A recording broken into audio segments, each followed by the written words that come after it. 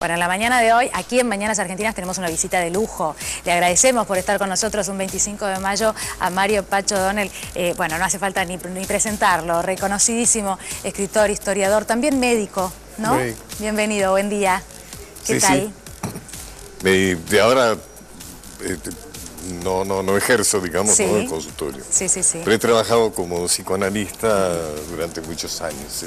Bueno, ahora vamos a ver un informe, ¿no? Al respecto de qué es el 25 de mayo y qué es lo que recordamos en el día de hoy.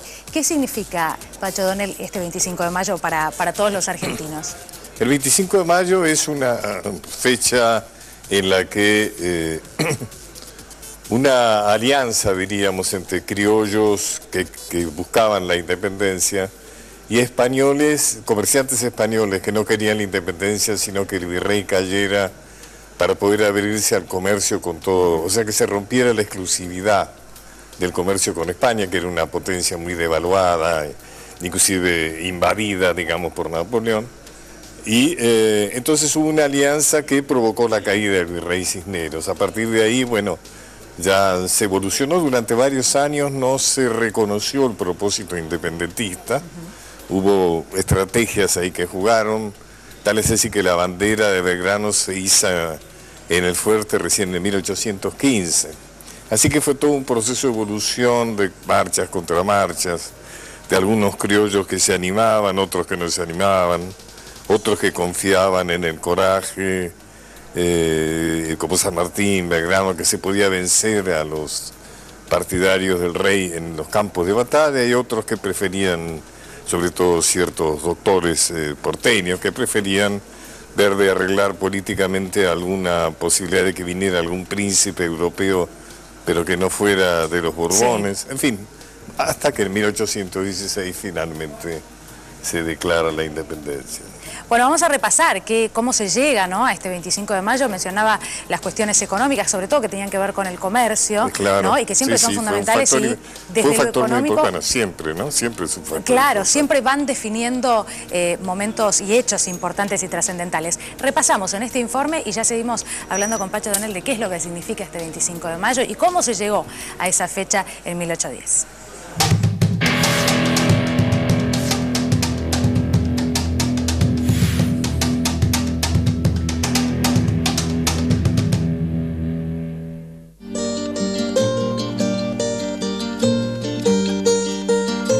Una coalición muy poderosa, que es la coalición que en 1845 forman Inglaterra y Francia.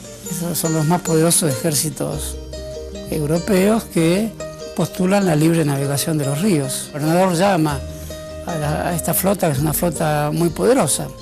Es una flota armada con las más modernos, incluso con barcos a vapor, como bien dicen todos los historiadores, cosa que en Argentina no había. Por eso emociona la batalla de Obligado, por ser un tipo de batalla del tipo David y Goliat.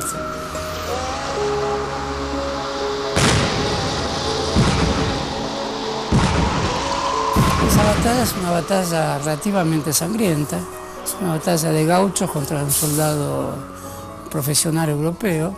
Rosas no es ningún improvisado en la política internacional y se suceden varios pactos entre Francia, Inglaterra y la Confederación Argentina en relación al cese de las actividades de bloqueo, que finalmente terminará en la batalla de Caseros y la apertura de Argentina como una pieza de la División Internacional de Trabajo. Esta batalla de Obligado es importante, pues es el último acto de una Argentina utópica. Esa batalla es una de los espacios conmemorativos más importantes de la historia política de la soberanía argentina, ¿no?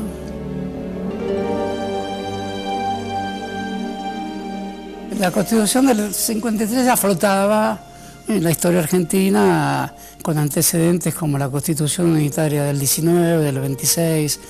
Esta Constitución tiene la fuerte impronta de Alberdi. Alberdi es una figura central de la Constitución del 53. No es la que escribe él, pero es la que él anuncia en las bases. Y es la Constitución que hace de la Argentina un país que constituye su letra institucional después de un hecho de armas tan relevantes como la batalla de Caseros, donde se desploma un ejército de 20.000 hombres como tenía Rosas. Y esa batalla respalda la letra de la Constitución, que es la que, con las sucesivas reformas, en trazos muy generales, tiene vigencia hasta hoy.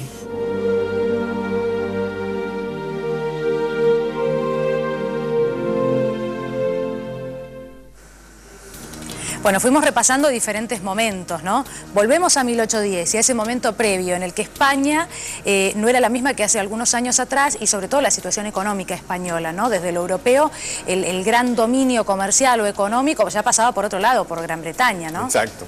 No así por España. Y esto tuvo que ver y fue fundamental en lo que sucedió aquí. La participación de Gran Bretaña, que era el gran imperio del momento, y que además estaba urgido a buscar nuevos mercados porque Napoleón le había ocupado, digamos, prácticamente todos los mercados que tenía en Europa, entonces fomentaron claramente las insurrecciones coloniales, ¿no?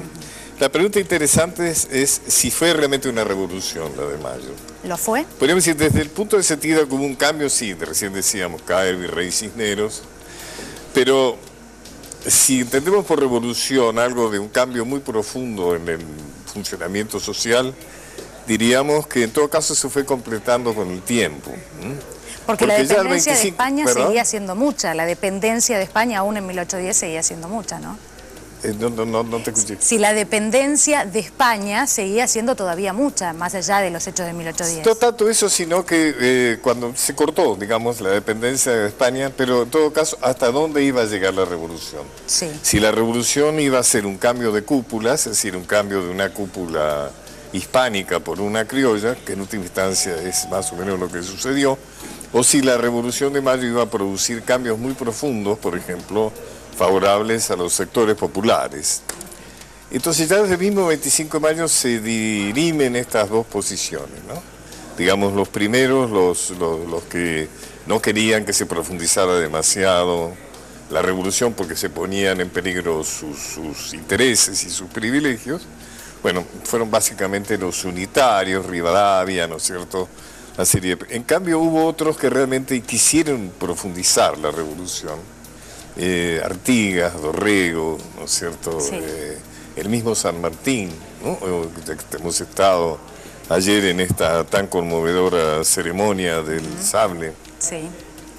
Y San Martín era un hombre muy propenso al federalismo, y esa fue la causa principal, es decir, de un cambio profundo, de una ruptura, de ese centralismo rabioso, diríamos, de Buenos Aires, que condicionaba a la sumisión a todas las provincias, y esa fue la causa principal por la cual San Martín se tiene que ir del país, porque en el debate entre si la organización tenía que ser federal o unitaria, para los federales San Martín podía llegar a ser el presidente o el jefe. De ahí es donde los rivadavianos y los doctores porteños unitarios lo obligan a irse a San Martín, ¿no? Y San Martín se va hasta el resto de su vida, es decir, que la vida de San Martín fue muy infortunada, eso no nos lo cuentan mucho, pero fue muy agredido por la gente de Buenos Aires, con la cual tenía un entripado muy fuerte, y entre otras razones por el apoyo que él le dio a Rosas, que fue la bestia negra, digamos, para los unitarios porteños. ¿En qué momento se enteran en Buenos Aires la situación de España? ¿Tuvo algo que ver las invasiones inglesas, el darse cuenta que el imperio británico ya era más que el español? En inmediatez ahora uno ni se lo imaginaría, pero en 1810, ¿cuándo se enteran? ¿En mayo se enteran que en España ya había caído? Claro, ese lapso de tiempo. Una de las motivaciones de mayo fue, bueno, que ha llegado la noticia ya de que España está invadida, que el rey está preso, que ha caducado absolutamente la autoridad española, y que por lo tanto, de alguna manera formalmente, diríamos, el virrey también ha caducado en su poder. Porque siendo un delegado del rey de España, habiendo perdido el rey de España su poder, por supuesto se podía cuestionar claramente el derecho a gobernar del virrey Cisneros. ¿Y este pero proceso? como bien dices, la noticia de la tragedia española fue un condimento muy importante. Y este proceso hasta finalmente la independencia, que era lo que se buscaba en 1816, ¿cómo transita, cómo transcurre? Hasta 1816 Sí. o... Si es que se puede hacer un resumen, porque estamos hablando de muchos bueno, hace un años, rato ¿no? más o menos lo decíamos. Hubo marchas contra marchas, hubo proyectos, por ejemplo, de entronizar... la posición de Buenos Aires y las provincias ya era bastante diferente. Como te dije hace un rato, había patriotas como San Martín, Belgrano, Güemes, etcétera, que confiaban en que con coraje y patriotismo se podía derrotar a la reacción española, que por supuesto vino a tratar de recuperar, ¿no es cierto?, lo que había perdido. Y en cambio hubo otros negociadores, políticos o politiqueros, que trabajaron mucho la idea de traer un príncipe europeo, pero que no respondiera a la Casa de los Borbones, a la cual pertenecía Fernando VII. Inclusive se habló, por ejemplo, Pueyrredón en 1818, la posibilidad de traer al príncipe de Orleans, que luego fue rey de Francia.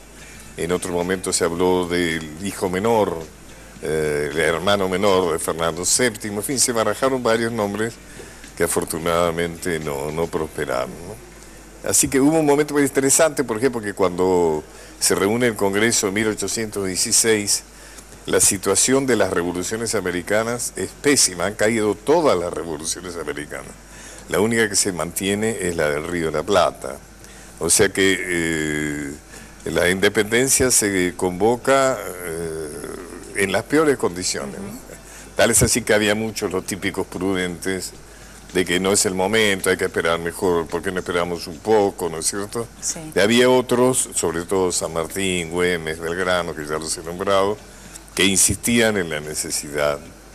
Por ejemplo, San Martín, que estaba con su ejército de los Andes, decía, es absolutamente loco, decía, que yo esté preparando un ejército para luchar contra España y que aparezcamos que todavía somos siervos de España, ¿no? O sea que fue todo muy discutido, fue bastante difícil, procesos muy complejos. Y eso es interesante porque si nos enseñaran la historia con la complejidad que tiene, realmente podríamos entender mejor lo que pasa diariamente, ¿no?